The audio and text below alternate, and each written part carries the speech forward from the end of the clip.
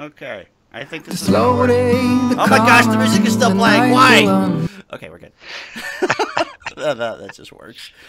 Good morning, good afternoon, and good evening, ladies and gentlemen. My name is Bazil. Welcome to a developer interview with Mr. Greg. Greg, how are you doing today?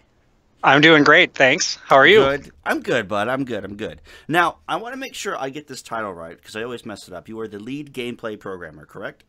Nailed it. That's exactly right. Fantastic. Now, in terms of like your daily routine, what's like the hardest part of your day? Deciding if I'm going to have a burrito for breakfast again, or if I want to have some cereal. It's probably the hardest decision of any day. No, honestly, as far as my actual work goes, it all depends on the day. Currently I'm working on bots with one of the other programmers. So we have all kinds of unique challenges going on right now, but it just all depends. Okay.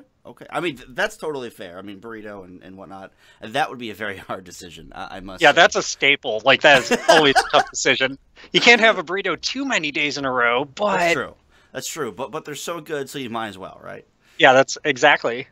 Awesome. Well, we have a ton of questions submitted through the community, so I'm just going to jump right in. The first one I thought was probably the best one to kind of lead this off was, what's the best way to learn how to do what you do? Well, so doing is really the best way. I mean, as stupid as that sounds. So I went to college for engineering, and originally I was not going to do computer stuff because I really didn't understand how computers worked. You should see the first book I bought at college. It was pretty epic. It was called Computers Simplified. It was worse than Computers for Dummies. Oh my gosh, that's awesome. It was illustrated guide to how computers work. But I went to school to learn how to program, but learning how to do gameplay really requires just you just got to do a lot of trial and error on things until slowly you start figuring out, how the pieces fit together. Probably the biggest challenge being, how do you write code that works over like a simulated code, like code that works kind of across frames from one frame to the next, is a challenge. Like no single class in school taught me anything about that. But definitely, picking up one of the freely available engines now, with Unreal 4 being available to the public and Unity, just diving in and starting to, you're all gamers. I was a gamer. It's like, I know what a good jump feels like. Now, how do I make that happen? How do I make it myself? Translate that from game to actual, text and code file. Yep. Now, you know how to read code. You know how to, type code. How long did that actually take you to kind of master, if you will? Ask me when I've mastered it. It's one of the things I love about being a programmer. I really hope I never master anything. Honestly, it's the challenge, the day-to-day challenge, that makes it really intriguing and keeps me motivated on coming in. Sometimes you get a challenge that is just too tough. And then, you get that kind of demoralizing, like, I don't know what I'm doing at all. I mean, that definitely happens even in a professional career. You just get a problem and you don't know how to solve it. And you just keep working on it every day until you come up with a solution that works. Awesome. Well, I mean, I've done coding myself, but I don't have the patience for it. So I'm like props to you guys that are just like sit at a computer and just go, okay, let me just type all this mumbo jumbo. Okay, look, the game's fixed, and I'm just like, great, good job. So that is my day right there. I type mumbo jumbo, and then somebody else fixes the game, and I get to say, oh, cool, look, the game's fixed. That's awesome. I mean, how long have you been a coder and a programmer? So that's an interesting question because, again, I went to school, learned how to start programming my freshman year. So if you count that time, that would have been like 4 years. Plus, then my first job, I had 2 years, but it was not in games. So it was just generally being a programmer. But then my first stint in games, I spent about 5 years as a designer. So I actually wasn't doing any code at all. So then, in terms of graphic design, 3D design. No, like game design and level design. Really? Yeah. That's cool. Because Yeah, the first company I was at hired me as, and I get this question a lot, just anytime somebody sees my resume or my LinkedIn profile, you'll see I was lead designer at one point in my career. And that's because the very first job I had, they interviewed me to be a programmer, but they were shipping 8 months after I started, and they really needed help getting the levels finished. So just through the interview, they decided that I knew what I was talking about as far as game design went. Ha! Fooled them. That's hilarious. But I did. I actually had two bosses there during that 8 months. I had the lead programmer was one of my bosses, and the lead designer was the other. So I was mostly doing design there. So then when I lost that job, and again, that was my foot in the door into the games industry, it was hard to then interview to my next position as a programmer when I didn't actually have that experience. So. Well, it's funny. We've been friends for almost 4 years now, and I did not know about that. So I always like learning new tidbits of information. I always like fun. Making up new things about my life. No, that's you. Oh, no, it's true though. This interview's ruined. Dang it. No, I'm just kidding. So next question from the community. Woo and Taito have been causing all kinds of issues, mainly rubber banding. What can you tell us about these issues, and is it fixable? Okay, so first, if everybody wants to go to sleep right now, I could explain in details what is going on. I'm not going to do that.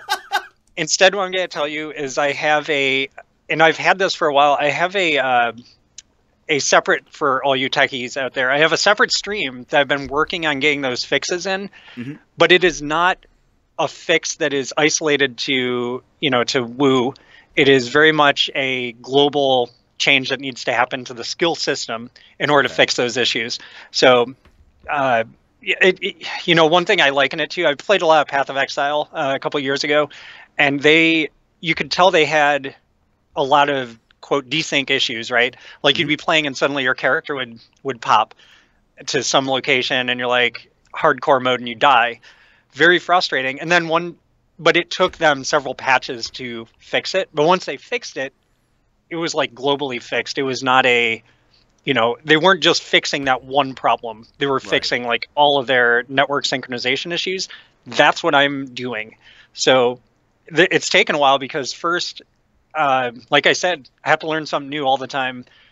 Trying to identify what really is the root problem took me a while. I had to read code like you would read a book, like find the starting point, read through it, take notes. I have probably the most hideous document in the world that's just talking about this function does this and this function does this and under this circumstance it does this. Right. I had to learn all of we're using Unreal Engine 3 and Unreal 4 actually the networking works very similar.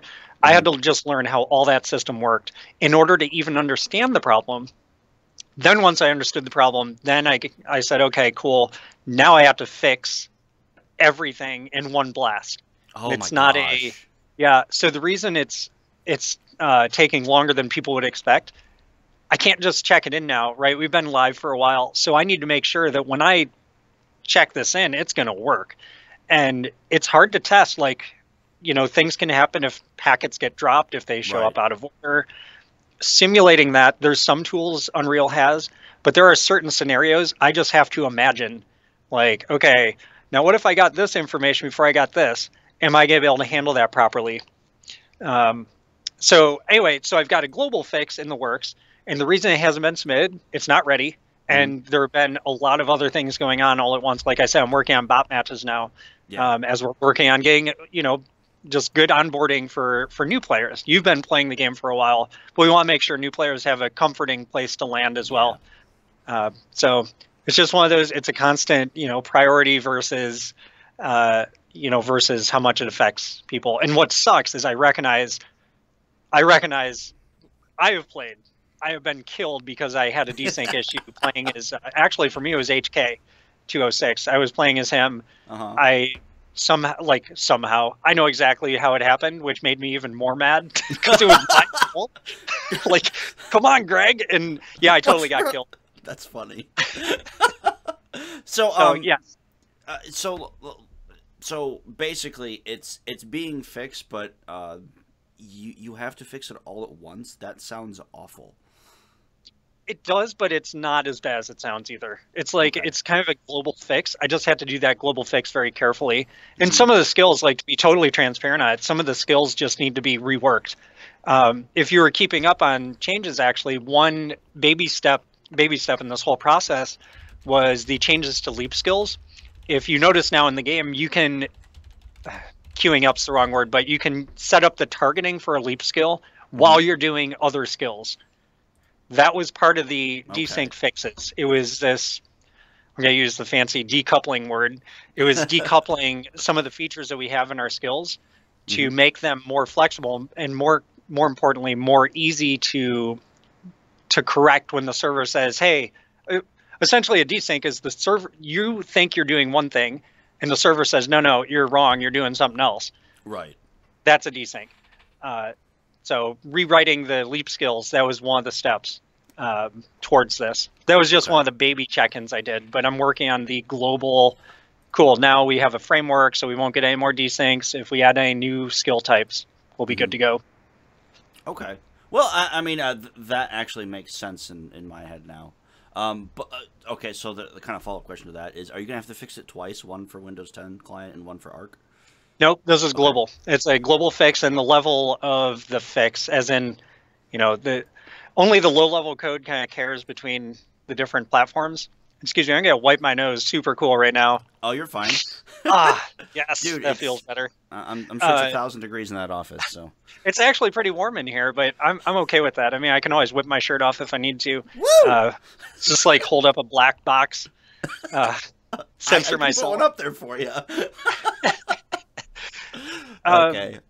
So, kind of a, I guess, follow-up question to that. Someone in chat asked, how difficult would it be to get crossplay between PC and Xbox One in terms of from the Arc client to, like, everything else? I'm not going to be the best to answer that one because the level of the code I work at is platform independent. Okay. So as far as I'm concerned, we can be cross-platform on anything as long as, basically the data is being transmitted through the network properly. The game server, when it gets translated in the same way, and then I can do my job from there, so to speak.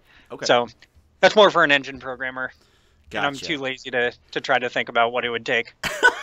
That's okay. That's totally fair. Next question is, what is your favorite hero to work on? Again, hang on, let me take a drink. Sure. Again, I work on more the frameworks for getting new heroes in. So I work on all heroes at once. And this kind of gets to why all these things are getting fixed at once. Because even though the skills all look unique, they use the same exact system. Heroes are the same way. Heroes are put together in a framework so that designers can, and whoever wants to try to create a new hero needs minimal actual help from programmers. There's some setup we have to do, but not much. So it's really we've got this framework in place for, here's a hero, here's all his animations, here's, the sounds he makes. Then the skills, right, which are one of the biggest defining things besides the actual art. The skills are a entire system that all heroes have the same system. It's just how the different building blocks are put together that define the skills he has. So I enjoy working on all of them because I get to work on all of them all at the same time. Okay. Follow-up question from chat on that is, do you know how many people it takes to make one hero? Just kind of a generalized guess, I guess. Probably I would guess around, I'm going to say probably at a minimum, it would take animator, modeler, concept artist, audio engineering, or like our audio engineer, Dan. Again, gameplay, like I don't actually need to get involved. Actually, no, probably one programmer just to set up the initial files. I'd say no more than 10. It would probably take 8 people touching it at some point, but again, it depends on the complexity of the hero and what we're doing with them. Yeah. Larson wants to know how many Gregs does it take to change a light bulb? I have never changed a light bulb in my life. Oh my gosh, actually, what? Greg! That's why I have cats. That's actually really By the funny. way, you want to see a cat change a light bulb really good? Put peanut butter on it. Oh, trust me. That sounds awful. Oh, yeah, because he'll turn... Put peanut butter on all your light bulbs and watch your cats go nuts. It's great. Okay, I'll do that, and then I'll probably send you my electrical bill.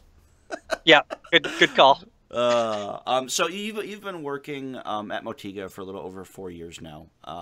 What's been your favorite part so far? Oh man, the people. I don't even know why I thought. Yes, obviously the people. It's one of the reasons. When I joined, there were 12 of us starting up, and the hires we've made ever since have always been making sure, like, we've had really brilliant people come through, and then we've turned them away because of personality fit. So, we're a big family. We want to make sure to keep growing as a family. Right. So the people easily is the best part. Second best part is going to be more, boring and drab, but the challenges I personally have and the number of things I've learned on this project. One of the things that surprised a lot of people, this is my first multiplayer game to ever work on. That's why I had to learn how the networking worked very intensely because, the way Unreal's set up, it's actually pretty easy to make things work properly in a network environment. But to make them work really well, you really need to know all the details. So learning all those types of things, and again, learning new algorithms and fancy ways of doing things so that it looks really complicated, but it turns out it's really simple. It's just all those kind of challenges that keep my spark alive. Cool. Awesome. All right. This one might be a little cringeworthy here. Out of all the heroes you've had to fix, what one has been the hardest to fix and why? Huh. Yeah. Sorry to bring up horrible flashbacks. No, that's okay. Actually, I would say probably the single hardest hero as far as taking, again, because we made a system that can support, all kinds of different heroes and different skills. Probably the one that caused the biggest challenge was Beckett. Just because of the dual wielding nature. She had the rocket pack, which, when it originally came up in design, I kind of chuckled. I'm like, you want to do a rocket pack? Like, there's no way, man. But, working with, and the time at that particular time when it came up, it's like we didn't have a lot of time to do it. So, but working with Carter, our lead designer, the rocket pack ended up, we kind of came up with, okay, what really is her rocket pack? What's it involve? And working with him on that, we kind of distilled it down to, okay, cool. It's kind of like not exactly a double jump, but we kept the design simple enough to make it work. Yeah. But she's been painful just because of you can swap weapons at any time. And again, with some of the desync issues, she doesn't come up a lot as having a lot of desyncs because she kind of works pretty smoothly, but I know what they are. And for me, they're pain points, but most people, if they come across them, it's usually pretty easily fixed. Okay. So, but she's been a unique challenge. So that actually brings up just kind of a random question. Was the weapon swapping like super buggy when it was first introduced in your like play test internally? I'm pretty sure, yeah. Okay, because I remember playing that for the first time, going, "Oh my gosh, I would hate to be the guy that saw the code for this and go, I quit. No, I'm done. Yeah. Nope, this is where I draw the line." No, honestly, if I told you, and I'm not gonna, but if I told you how the weapon switching and everything works, it's kind of amazing because again, none of our characters technically have any weapons at all. That's kind of the beauty of the skill system. It's an illusion, Michael. That's so cool. Yeah. Interesting. That was an Arrested Development quote, by the way, for anybody that did not get that. Okay. Well, gosh, we are dating ourselves already, aren't we? Yeah, I've been dating myself for the last 39 years. Dude, I'm a hot date too, buddy. It's so weird. Such a weird feeling. Anyway, so since you mentioned Arrested Development, what is your favorite TV show right now? Oh man, okay, Jean-Claude Van Johnson. Really? Easily, yes. It sounded so dumb, but I love my JCVD. Like, he's a cool dude, and as that guy's gotten older, he's gotten better as kind of hitting that sweet spot of comedy, and also actually a pretty good actor. If you saw the movie JCVD, you'll know what I'm talking about. It was actually pretty solid. But Jean-Claude Van Johnson was hilarious. We were all bummed though. We were going to binge watch it because that first episode was so solid. Mm-hmm. After that first episode, that's when it was like, the season 1 coming soon. It's like, no. Oh, that's so disappointing. Yeah. So that one hands down. And then I've been watching, more. Well, I've rewatched Stranger Things a couple of times now. Mm-hmm. Love Breaking Bad. I'm rewatching Sense8 because season 2 is coming out. Okay. So I do a lot of just streaming between Amazon and Netflix, but awesome. Lots of good stuff out there. All right. Okay. There's been lots of we talked about this one off air. There's been lots of issues surrounding Trips and Zenobia's focus bugging out. Have they been hard to nail down, and like, what's going on with these two abilities? Sure. So right now, those two defects are in our bug tracking software, and they're both on design because again, the skill system generally works pretty smoothly. So the individual bugs, like some of them go to design to investigate, and they've been really hammered trying to get the game out the door. Right. So that's kind of more of a design question. I could look up kind of where things are at and follow up, but I don't really have a good answer for it right now. That's fair. I mean, it better be fair. Oh, I'm sorry. I'm coming after you. Yeah, because you know where I live. I do. Actually, no, I don't. Yes, you do. You have my address. My gosh. Oh, that's true. Yeah, that is a true point. Yes. Kind of a follow-up question to that.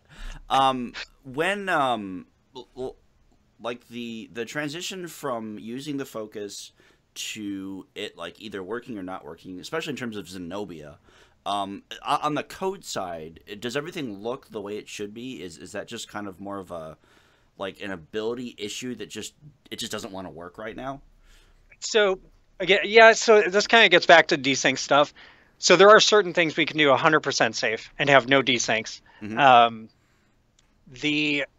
With those two particular abilities, there are certain things they're doing that the code looks fine. It kind of look fine to anybody. But again, I did pretty deep dive into all the desync issues, and there are definitely, I think, even while I was looking into desync code, like all the code that handles keeping the server and client in sync, I think I logged somewhere around 20 very subtle issues. Mm-hmm. Like most of them you'd never even noticed, honestly. But for me, what the concern is anytime some of these issues happen and the server has to say, oh yeah, no, you're doing something different. It has to send data to the client. So it actually, that impacts our server upload bandwidth. So, some of those issues that are causing the Zenobia's focus, for instance, could be buried in a combination of any of those bugs, right? As programmers, sometimes we call it like, oh, it's a masking bug. Like we might fix it without realizing we're specifically fixing that issue. But because the code didn't necessarily, there's no code that says, if Zenobia focus, then act crappy. Like, No, I mean, although honestly, that does sound like a lot of my code, but there's nothing in particular that actually says that. So yeah, it's just part of the kind of global, some of the other issues that we have in our backlogs to fix. Backlog meaning we have, a list of bugs that we've identified, and now it's just prioritizing them. And we'll keep fixing bugs even after we launch. Right. It's just, constantly prioritizing the biggest pain points of the players and making sure that we're meeting all the needs of the project. Okay. Kind of in terms along with that, have you ever ran into like a line of code, not just this game specifically, but just anywhere where it just made you kind of go, what the fudge is what? Well, my code all the time makes me go, what the hell was I thinking? But this one is not, actually it could be in our game somewhere. If you search for, I want to say it was John Carmack. So again, this is not in our code base, but I once heard about this, and search for like Carmack's inverse square root. Okay. Inverse square root. And you'll see that code is pretty like, what the fun is that? Because it starts to make sense. And then there is actually a magic number in there that you look at and go, I'm a sharp guy. I have no idea where that number comes from, but it gives at least a close approximation to the inverse square root of a number. So that one's pretty up there. I see a lot of little code here and there. One of my bigger, I don't want to call him out because he's a good friend of mine, but I did encounter code once that somebody had checked in. I didn't get to review it ahead of time. Mm-hmm. And I went to make a similar, I copy and pasted his code, which is generally a no-no, but the way this code was, it's like, oh yeah, it's best to just start with this as an example. Mm-hmm. But as I'm looking at his code, and again, the details are where the glory is. I'm looking at it, I'm like, what? This doesn't make any sense at all. I'm like, I need to send this to him. So I copied that code, and just that chunk of code, and I sent it to him. And I said, take a look at this. And he goes, what? That's fine. This was over chat. I'm like, look again. And then he goes, oh, LOL. He's like, how does that even work? And I said, I have no idea how that even works. That's awesome. He's like, yeah, I'm going to fix that. Yeah, that's hilarious. Good times. Oh my. Question from chat. Because of latency, I guess iframes on dodges seem to happen after the dodge happens. Is there any chance of this being improved in the future? Is checking the dodge iframe client side an option? I'm not sure if that made any sense to you, but yeah, it did. Yeah, for the most part, it did. So dodges, it's a balancing act, right? Like there's always lag, and it's where you put the perceived lag for the player that's the important part. So UE3 is kind of generally locked down as far as like they have this flow of movement that they really expect you to go through. The only way we could move the lag that you encounter is to kind of parallel their movement code with something we roll ourselves, and then kind of make the two systems talk together. Okay. So the general flow is that you say you're going to do a dodge, but it's not until the server gets it a one-way trip later. Right? Okay. You do it on your keyboard, one-way trip of that data gets to the server, and the server then does the dodge. So similarly for other people playing the game, they might shoot you, right? If those two messages, like if that shot comes in first before your dodge comes in, you're going to get hit. That explains so many fights now. Right. So that's how UE3 works, but there are ways to fix it. And that would be a polished thing I would love to do.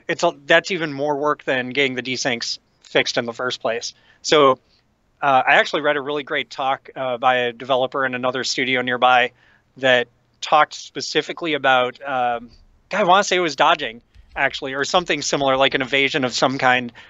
And they talked about playtesting it. And, they kept moving the lag, like the perceived lag, to various locations.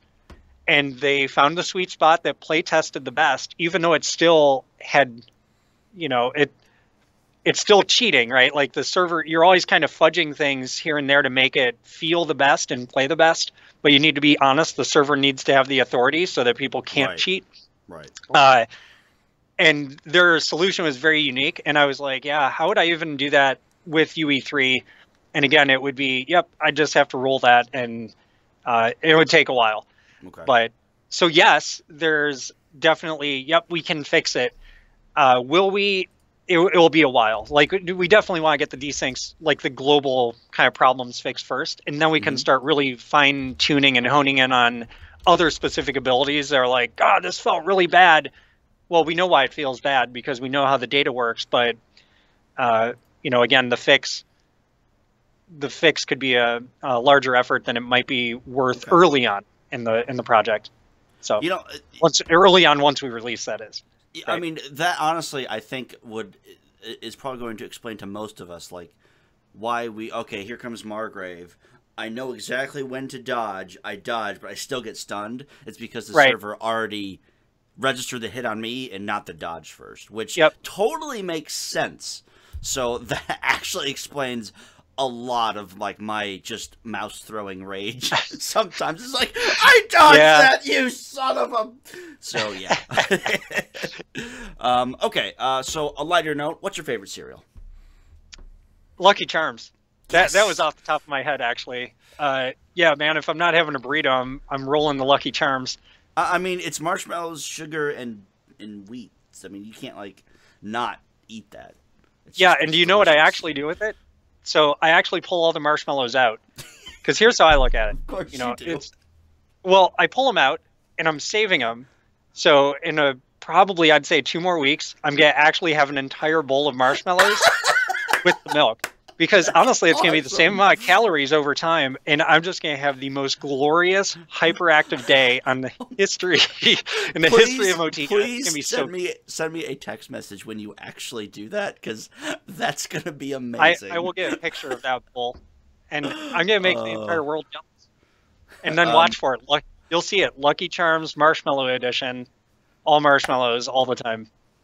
Mo Relic said all these problems would be fixed if you would just remove latency from the game, Greg.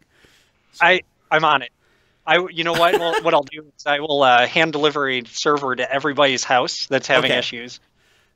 You heard it here first.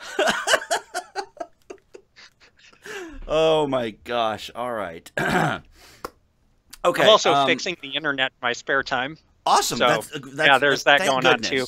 Thank goodness. And yes, I keep adjusting these because, I have a baby head, and even though these are on the smallest setting, they're falling off. Well, it's funny because I wear the exact same headphones, and I have to do that all the time because they don't stand straight up, and they just it's frustrating. Yeah. But anyway, let's see. Could you explain how long it takes to fix a certain hero's abilities or a certain line of code that you have to fix, but you're just like, this is going to take 5 months? Every time I say that, it takes a day. Oh. Every time I say it's going to take a day, it takes 5 months. Oh, okay, and it's a weird rule, but it tends to happen a lot that way, where anything that sounds easy ends up being tricky. Anything that's, sounds hard ends up being actually really easy. But, again, things will take longer as we go through the project, because everything I change is going to affect, because we have a skill system and not, right. I'm not coding individual skills. If I change any of the kind of underlying pieces of the skills, it's going to affect all the skills that use that. Mm-hmm. Because of that, it's going to take longer to fix everything, as we move forward, only because there's more to test and more ways that the skills can be set up that I need to make sure I'm not breaking. Okay. So in that sense, it's important we're being much more diligent about code reviews these days, just so we don't accidentally introduce some obscure bug that then when we go to fix later, it's like, oh man, now it's already being used by 10 different people at once, Right. So now I have to be really careful about it. Just throwing code in there. Right. And I type like this. Yeah, just kind of a follow-up question to that. Obviously Woo has caused you guys headaches basically from day one. His tongue, just his desync things when he was first released, those were fun days. Yeah. And they've gotten better, but it's still not there, right? Yes, they've gotten better. What's been the main cause of, because it just seems to be mostly him that causes a lot of desyncs. Is it the tongue? Is it the sudden burst of movement?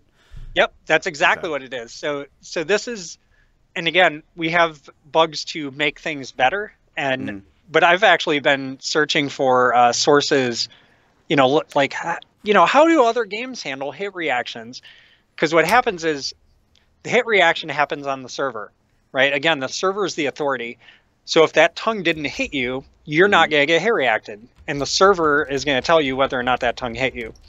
Because if you told the other player that you hit them, right, you could have just lied to them and then they're getting hit reacted when they really shouldn't have. I mean, that's one of the sources of cheating, right? So with the server doing it, though, you don't know that you got a hit reaction until the server tells you did. So let's say you started dodging to the left, okay? Mm-hmm. On your machine, we simulate that. We want it to feel really fast and responsive. So you start dodging left. But it turns out that dodge never happened, right? Because you start the dodge, but you tell the server you started the dodge. Okay. While that message is getting sent to the server may have already gotten the fact that another player pulled you with Woo's tongue. So because of that, you couldn't have dodged. So when the server gets your dodge message, it says, wait, no, you were being pulled. So you're wrong, right? So this is this is the desync. Right. So the server says, no, you weren't dodging at all. You were wrong. And again, the way it's handled, what it does is it puts you back where you were, and then plays through all of the moves that you had already done. So it's going to try to dodge again. Oh, gosh. So it puts you back before you did the dodge, but now you're in a state where you're getting pulled. But then it tries to do the dodge again. And while it's trying to do the dodge again, it says, no, you're getting pulled. So what that looks like from your machine is, if your character's here, you start the dodge, and then you're going to pop to wherever you were during that pull. Okay. Does that make sense? So it feels like garbage, and that's one of the things I know how, like, we need to do a little bit of design work on it to figure out where, again, this is the perceived lag. Like, we need to reduce the perceived lag, even though it's still there. We need to make it, we just need to make it feel better. And we could smooth it. Like, we could go, well, you were dodging, and then instead of popping you into the pole, we could go, ooh, hey, nice and gentle, wee, into the pole, but it's still crappy, right? Like, it still doesn't feel good. So, okay, so did that answer it? Yeah, satisfied with? Yeah, like, kind of a follow up to that. Does that kind of explain, like, Woo's flying into something, or the target gets pulled and just goes like 50 feet past your face and then teleports back to where the target originally was? Or yeah, so if you're seeing another target flying past you, there's actually a few things that could be happening. And again, what you're seeing on another player's machine, and you can read all about this on all kinds of websites for Unreal 3 or 4. Actually, I have a really good page I should link out because it describes these issues really well and like how the things work. So with a player flying past you, the players you see on your machine are only updating every so often. Okay, so, and we have a little bit of control over that. But so what they'll do, the server will say, okay, Baz, you're playing, let's say you're playing Woo, and you pull somebody. So the server is going to tell you where that person that you're pulling is located, along with their velocity. So between updates, right, the velocity is the direction and the speed they're moving. So between updates from the server, that player is going to continue moving in that direction. Okay, so a couple of things that could cause it. One is just bad internet. Like if the internet just got cut, like if you pulled your cord after the pull started, you would see that exact behavior, because the last thing known on your machine, and you're playing as Woo, the last thing that was known was the character you pulled was located here and moving towards you at some speed, and it would just keep going because it wouldn't know that it should ever stop. Okay. So there's various things that can cause it. If you want to do some home experimenting, just yank your cord out. Don't do that, chat. Please don't. So would that have to do with the server tick rate then? In terms of a little bit. Yep. The updates can only come as fast as the server can tick, and then again, there's you can prioritize the bandwidth usage, like the upload from the server, and what's the highest pry. Obviously, character movement's one of the highest, especially in a game like ours where it's really fast paced. And I'm trying to think what the other kind of out of the box, like kind of how Unreal tuned things, and then we get to play with it a little bit from there and set our own priorities. It's called the net priority. It's like, how often should the server be sending updates about this particular piece of data? And in the case of character movement, it's pretty high, but it can always be higher, but it's still limited by the actual bandwidth of the server too. Okay, so that basically kind of answers all of Woosh's weird shenanigans, like him flying at targets, him just going, okay, that target's just going to go that way 10,000 feet. Yep. Okay. In fact, I just fixed them all. Sweet, awesome. All because we now know what every problem was. Yes! Yeah, it's a lot of little things. And that's where I was saying it's hard to really nail down the specifics, where it's best to just say, look, I've identified all the issues we're having. Once I fix those, then we can see, okay, now what's left? Now where can we really hone in, to that dodge question, right? Okay, dodging just feels bad. Well, one thing we can do is add, if we add a delay to the beginning of the dodge, like where the character's like, I'm getting ready to dodge, that gives a little bit more time for the server to get the information. We can futz around that way. But again, it won't be something we'd just make the call on without playtesting and other people trying it out. So we'll find what feels and works the best. All right. Another question from chat. Momentum canceling and that kind of stuff. Is that intentional, or is that some sort of like something that's not supposed to happen but does because you cancel mid animation and you just kind of keep going type of thing? It's so some of it could be. It depends on the particular case. Like we definitely have the ability to, from skill to skill or state to state of the character, because characters can be in different states, like dodging, for instance, which actually is a skill. Okay. But there are different things that you can do. We have the ability to actually kill your momentum when you make those transitions. Okay. But there could also, depending on the actual case, I'd have to see it. Then I could go, oh, yeah, no, that's a desync, or, that's something else that's caused by the server. I'm saying desync a lot. Man, this is all about blaming Greg right now. Yeah, hashtag blame Greg. Speaking of that, oh yeah, no, yeah. Go ahead and finish your point, and we'll get to the next question. So, again, it comes down to the specifics, and a lot of the videos. And I'm going to throw out a blanket thank you to every single person that has posted desync videos. They are all helpful, even though, like, a lot of them I'm like, I think that's the same. All those videos, because they are in our database as bugs separately, because once I do fix all these issues, looking at those videos and then, okay, cool, did I fix that one?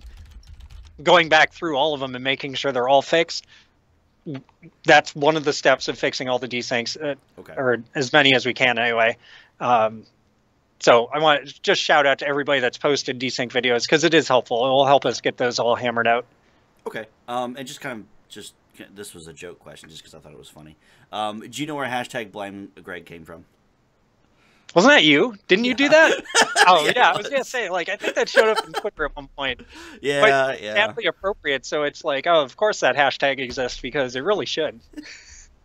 It was just a fun question. Anyway, moving on. Are there any bugs or glitches that turned into actual features of the game? Yeah, basically all of my code. You're honest about it. Oh, man. This is a really odd one, because every project I've been on, I've been able to say, oh yeah, like, oh, this one weird grenade glitch turned into a feature. But I'm trying to think if on this project, if we actually had any where we might, oh man, actually that worked out really well. I would say a little less like, oh, this was a bug or a glitch that we liked, so much as here's a partial implementation of, so we'll get a design, right? And it's usually fleshed out pretty well. And it's going to say, here's exactly how everything should work. But when we go to code it, we'll do it in steps. It's depending on the phase of the project and how much time we have. Sometimes it's like, okay, let's do this part of that feature. And what tends to happen more often than not is, and again, because I used to do just some design too, and working with the designers, they're smart dudes, coming up with well, let's try this part first, because that actually might solve the problem and it might feel really good. And that's happened quite a bit, where we do part of the work and decide, wow, that's solid enough. We don't need to add more complexity to it. I'm trying to think if there's any specific examples. Aiming friction, actually. The system, you'd have to use a gamepad to get it right, but the system we have in place for when you're aiming with a gamepad, with the right stick, as you're passing over enemies, it kind of slows down over them to make it a little easier to aim. We had a big old design on how to do that. And the first thing I proposed is, well, I've done this in the past. Here's how I did it. Let's try this out, because I know how that works. Okay. It was basically good enough. But then we had a follow-up design to it. Like, okay, now we just need to figure out some priorities a little better to figure out, well, who are you kind of sticking to? Mm-hmm. And the design for that was a lot to it. I did the first part that I suspected was going to be good enough. And it was. And the rest of it, like the extra part that we didn't do, is now just staying in the backlog of like all the different things we want to work on and finish up for the game. But we may never need it, right? So, right.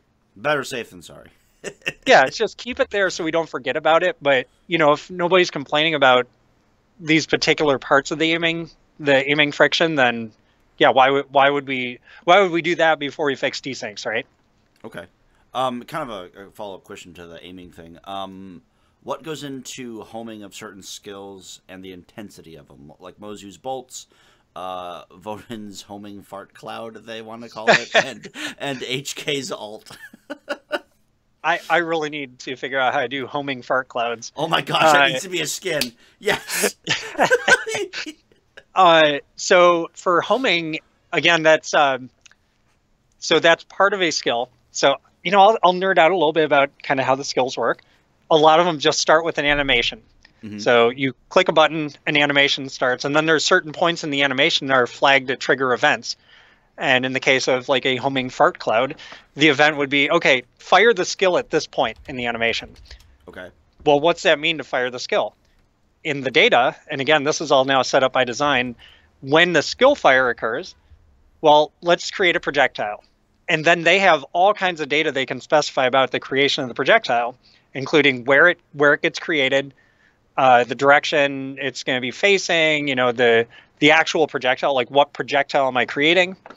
Then the projectile, once they've said, oh, and I want to create this projectile, the fart cloud.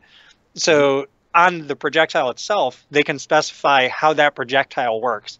What kind of gravity does it have? Like, is it going to, float downwards as it's moving? What kind of max range does it have? Homing is one of the parameters that they can specify. So projectiles can be homing, and they can specify what target should they be homing towards. How strong is the homing in degrees per second? So it's a nice, easy way for design to be able to visualize, like, if this projectile is moving really fast, then it should probably have a high turn rate, right? It should be able to turn really quickly. Otherwise, you're not going to see it homing at all, because it would be flying past your target before it gets there. So for slower projectiles like a fart cloud, the turn rate, could be, well, you're allowed to turn 90 degrees every second. So after 1 second, it's allowed to be rotated 90 degrees from the direction it was originally shot in. And then there's things for tuning, what happens if it passes by the target? Because one thing I made the code avoid is the spiraling effect, because homing projectiles, you can get in a situation if you don't code it right, that they could just circle your target and never actually get there. I've seen that in games. Yeah, like, it happens. Okay, You'll see it. That's just going to stand there. Great. Yep. So there's different tricks I've done to make sure that doesn't happen, but there's also parameters for design that they can use to say, hey, stop homing, like after you pass by the target. So like I'm homing in, I'm like getting near my target. As I pass it, like I'm curving towards it. As I pass it, I just shoot in a straight line after that, right? So yeah, there's a lot of fun little knobs and tuning that can be done on all the projectiles. Okay. Someone wants to know if you watch the competitive stuff on Fridays. I try to. I've been really busy, and not just at work. So this is really where I dropped the ball. Yeah. So I just had spring break, but a lot of family stuff going on right now, which is like anybody that's followed me on Twitter or Facebook, like I've kind of vanished, and it's not because of work or anything. It's mostly stuff outside of work. And to get into specifics, Kat, if you're watching, I love you. There is no pressure. But my wife got laid off in December, and she's still looking for work. Yeah. And it's weirdly put a lot of strain and pressure on us. Like, just in general, she's stressed out. It stresses me out. There's, times when I have to pick up the kids instead of her because she's doing an interview or things like that. So, yes. So I was doing much better watching a lot of streaming, right? I think people saw me a lot in the chat channels, and I just have not had the time or bandwidth at home. Bandwidth. Such a good word.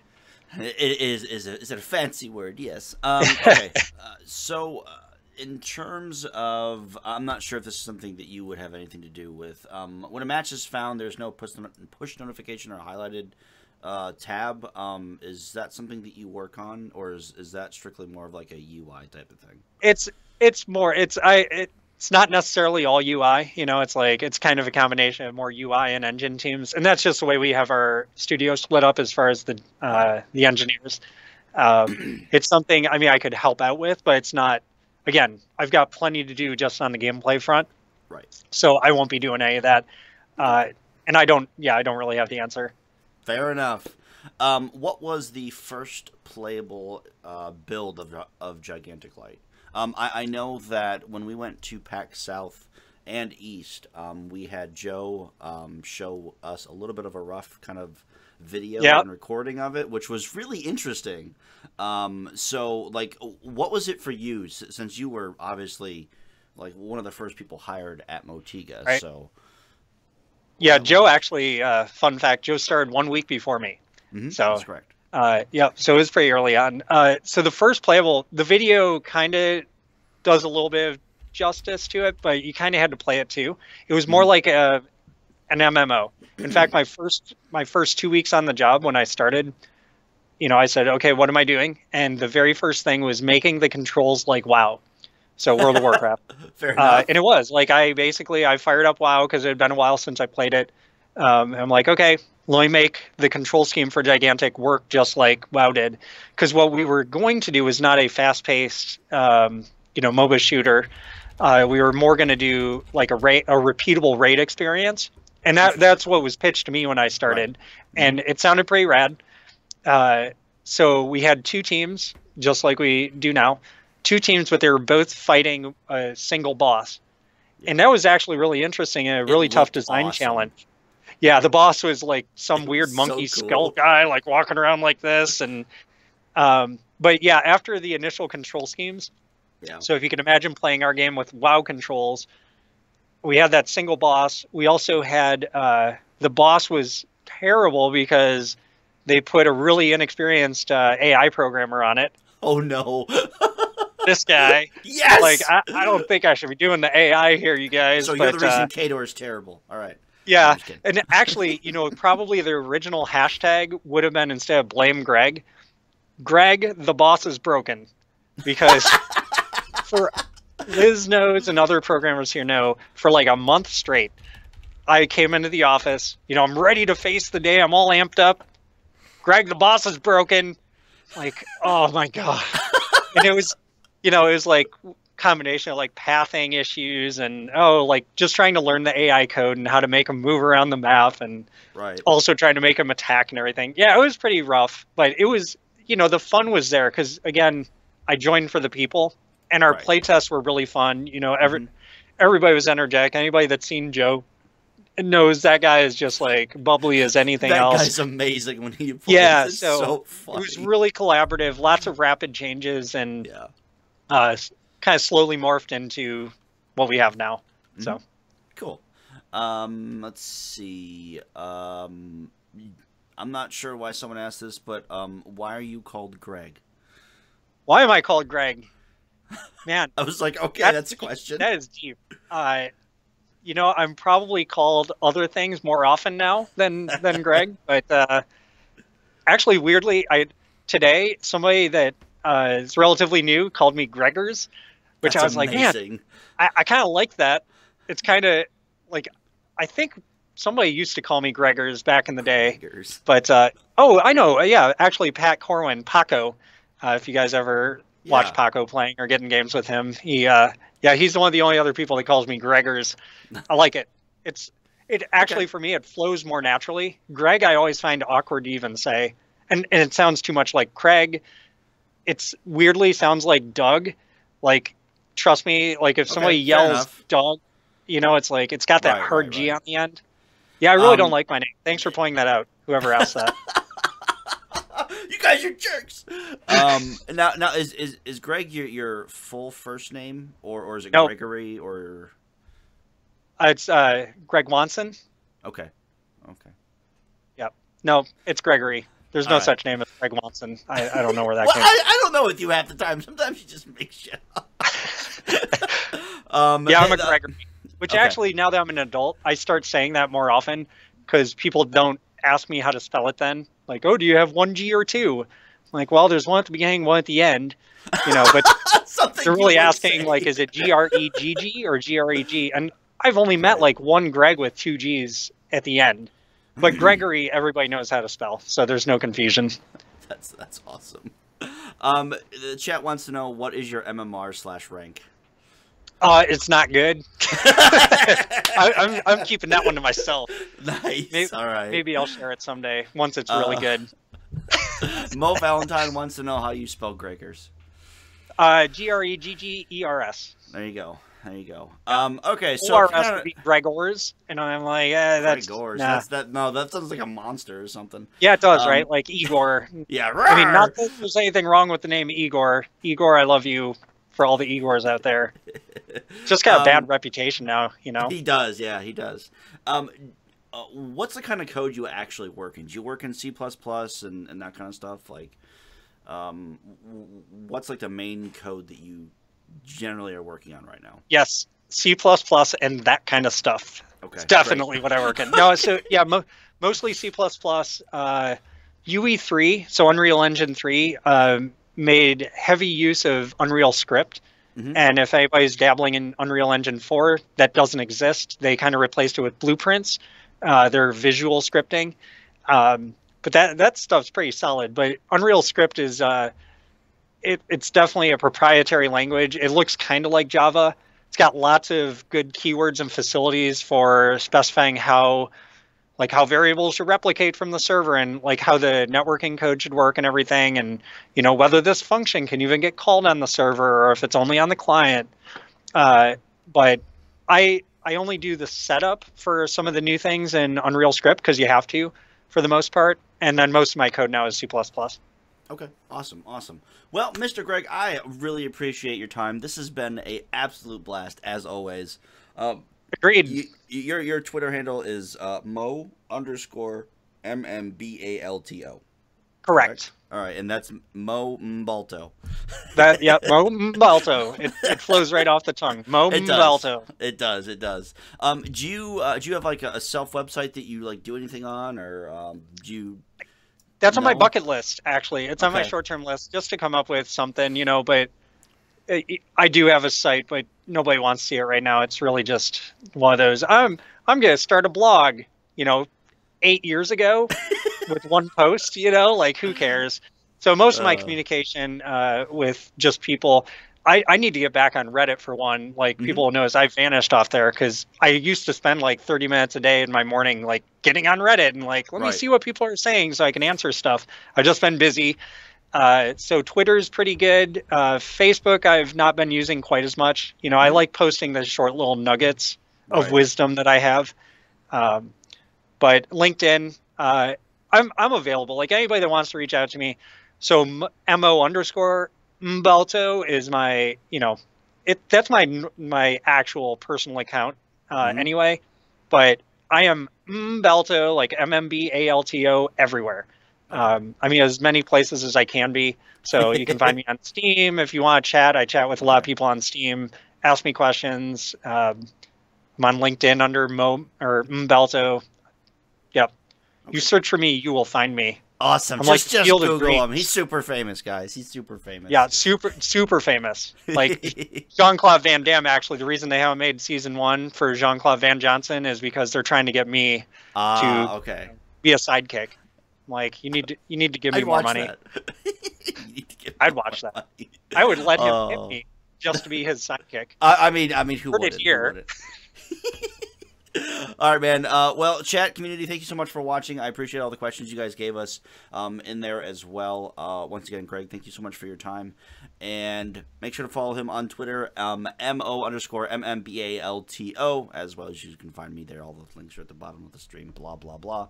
But that is it. That's all. Let's have a wonderful afternoon, morning, and or evening, and we'll see everyone next time.